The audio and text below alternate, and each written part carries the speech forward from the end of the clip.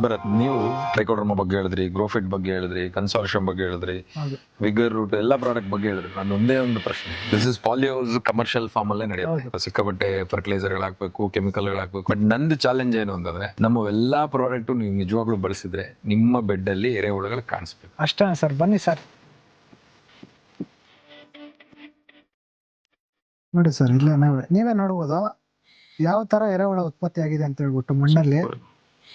ನೋಡಿ ಇಲ್ಲೊಂದಿದೆ, ಒಂದು ಇಡೀ ನಾವು ರ್ಯಾಂಡಮ್ ಆಗಿ ಎತ್ಕೊಂಡ್ರು ನಿಮ್ಗೆ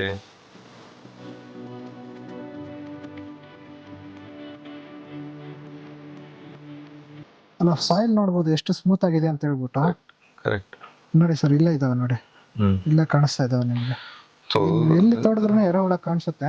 ಸಾಮಾನ್ಯವಾಗಿ ಇಂಥ ಜಾಗಗಳಲ್ಲಿ ಎರೆಹುಳುಗಳು ಕಾಣಿಸೋದು ಕಮ್ಮಿ. ಬಿಕಾಸ್ 100% ಆರ್ಗ್ಯಾನಿಕ್, 100% ಸಾವಯವಾಗಿ ಹೋಗುವಂತ ಜಾಗಗಳಲ್ಲಿ ನಿಮ್ಗೆ ಎರೆಹುಳುಗಳು ಕಾಣಿಸ್ತವೆ. ಬಟ್ ನೀವು ಕೆಮಿಕಲ್ಗಳ ಜೊತೆ ಮಾಡ್ತಾನು ಬಯೋಲಾಜಿಕಲ್ ಬಳಸ್ತಾ ಬೆಡ್ ಅಲ್ಲಿ ಎರೆಹುಳುಗಳು ಇಟ್ಕೊಂಡಿದ್ರೆ ಅಂದ್ರೆ ಗ್ರೇಟ್.